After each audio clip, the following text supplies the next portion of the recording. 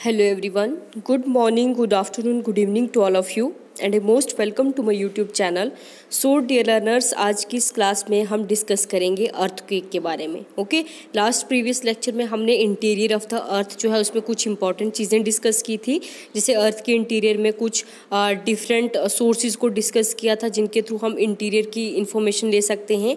अब उसमें हमने डायरेक्ट इनडायरेक्ट सोर्सेज को डिटेल में कवर किया था. ठीक है, तो आज जो हमारा नेक्स्ट टॉपिक है दैट इज़ अर्थक्वेक.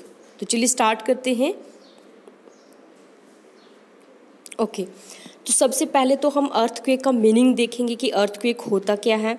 उसके बाद अर्थक्वेक जो है ये मतलब ओरिजिन कैसे होता है, कैसे अर्थ के इंटीरियर में ऐसा क्या होता है, कौन सी फोर्सेस इंटीरियर में लगती है, कौन सी एनर्जी रिलीज होती है जिसकी वजह से हमारी अर्थ जो है वो वाइब्रेट करना स्टार्ट होती है, जिसको हम अर्थक्वेक कहते हैं. ये चीज़ें आज के इस लेक्चर में हम कवर करेंगे. ठीक है, तो सबसे पहले अर्थक्वेक होता क्या है.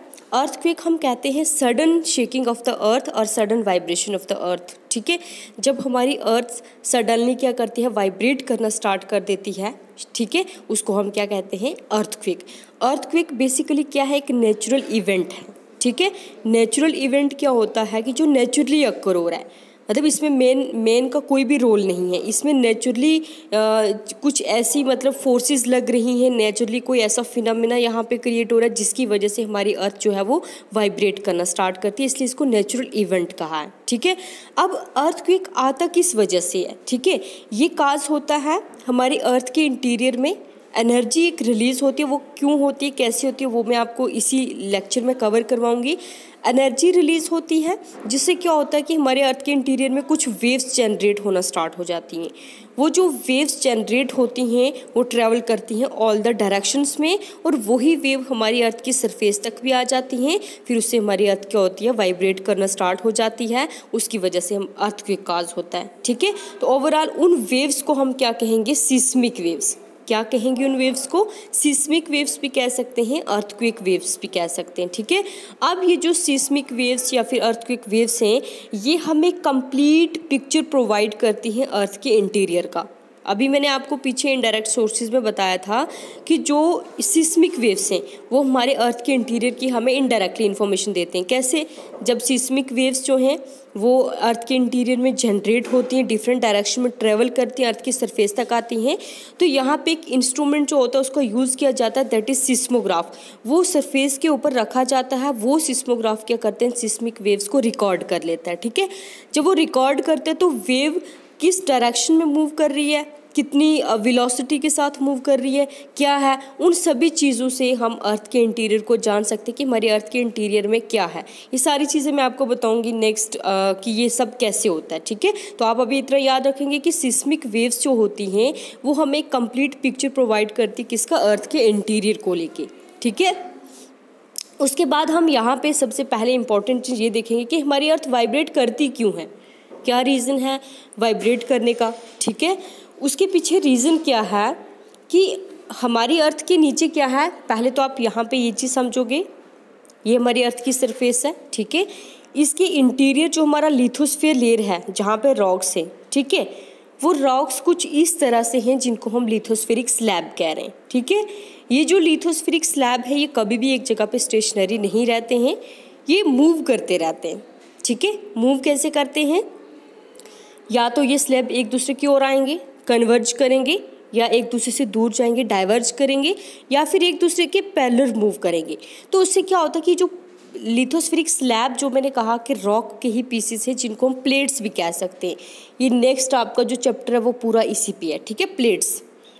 ओके, तो प्लेट्स क्या करती हैं, या तो वो टकराती हैं, ठीक है, या फिर वो एक दूसरे से दूर दूर चली जाती है, या फिर एक दूसरे से पैरेलल मूव करती हैं.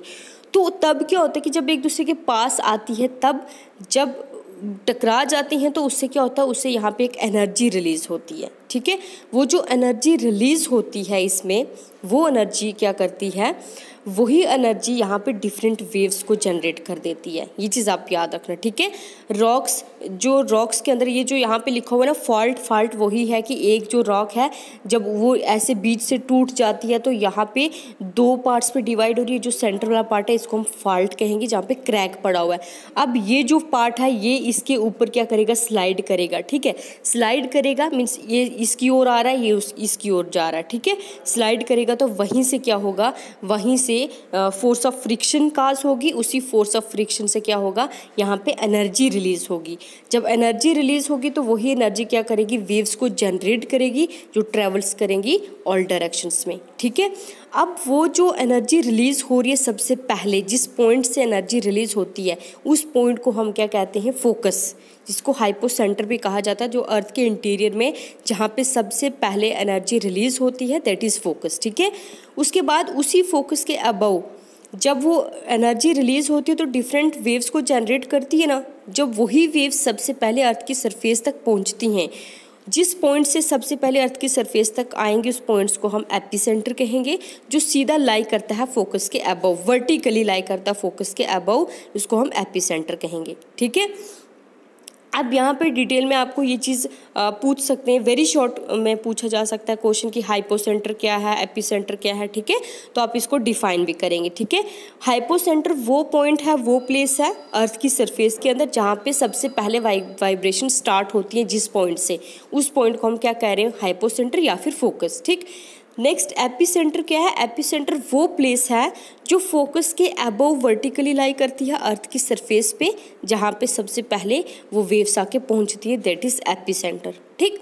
उसके बाद अभी मैंने आपको बताया कि ये जो वेव्स है, हमें कैसे पता चलता है कि वेव्स जो है अर्थ के इंटीरियर में कहाँ कहाँ पे जो है वो ट्रेवल कर रही हैं, वो हमें बताता है सिस्मोग्राफ, ठीक है। सिस्मोग्राफ एक इंस्ट्रूमेंट है जिसका यूज़ किया जाता है उन अर्थक्वेक, उन सिस्मिक वेव्स को रिकॉर्ड करने के लिए।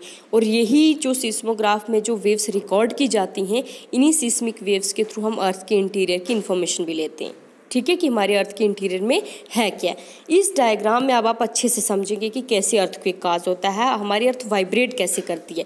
ये आप देख रहे हैं कि ये जो है एक रॉक है, उस रॉक के अंदर यहाँ पे देखिए ये एक क्रैक पड़ गया, फॉल्ट क्रिएट हो गया, ये फॉल्ट लाइन है, ठीक है। ये सरफेस पे यूँ इस तरह से नजर है, ये अंदर अंडरग्राउंड फॉल्ट लाइन है, ठीक है। इस फॉल्ट पे क्या हो रहा है कि ये जो स्लैब है ये इस स्लैब के ऊपर जो है स्लाइड कर रहा है, ठीक है। स्लाइड कर रहा है तो इस पॉइंट पे क्या होगा, एनर्जी, या स्लाइड करेगा तो फोर्स ऑफ फ्रिक्शन काज होगी, उससे एनर्जी रिलीज होगी। ये जो एनर्जी रिलीज होगी तो उससे क्या होगा, उससे यहाँ पे देखिए डिफरेंट डायरेक्शन में ये क्या हो रहा है, ये वेव्स को जनरेट कर रहा है। आई बात समझ में, ये जो डिफरेंट डायरेक्शन में वेव्स को जनरेट कर रहा है यही हमारी क्या कहलाती है, सिस्मिक वेव्स, ठीक है। अब जिस पॉइंट से सबसे पहले एनर्जी रिलीज हुई उसको क्या कहा, फोकस।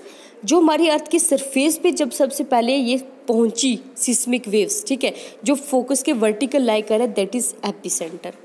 हुआ क्लियर। इस तरह से अर्थक्वेक काज होता है। यहाँ पे आप एक चीज़ और समझेंगे, वो क्या है, वो यहाँ पे आप देखेंगे, ठीक है। जैसे मैंने अभी आपको बताया ना प्लेट्स का, ये वही प्लेट्स ही हैं, ठीक है। ये क्या है, ये वही प्लेट्स ही हैं। जैसे ये जो पार्ट है, इस पार्ट से क्या किया, मतलब जैसे हिट किया, ठीक है। हिट करने से यहाँ पे एनर्जी रिलीज हुई, उसी एनर्जी ने क्या किया, वेव्स को जनरेट किया। जो वेव्स डिफरेंट डायरेक्शन में, ठीक है, देखिए ऑल डायरेक्शन में हर जगह पे जो है वो पहुंच रही हैं, यही हमारी क्या कहलाती है, सिस्मिक वेव्स। और यही जब अर्थ के सरफेस पे पहुंचती है तो ये अर्थ को वाइब्रेट करती, शेक करती हैं, तो हमें फील होता है कि हमारी अर्थ में वाइब्रेशन काज हो रही है, उसी को हम क्या कहते हैं, दैट इज़ अर्थक्वेक, ठीक है। तो ये था कि मतलब हमारे यहाँ पे जो अर्थ है वो वाइब्रेट करती क्यों है, ठीक है।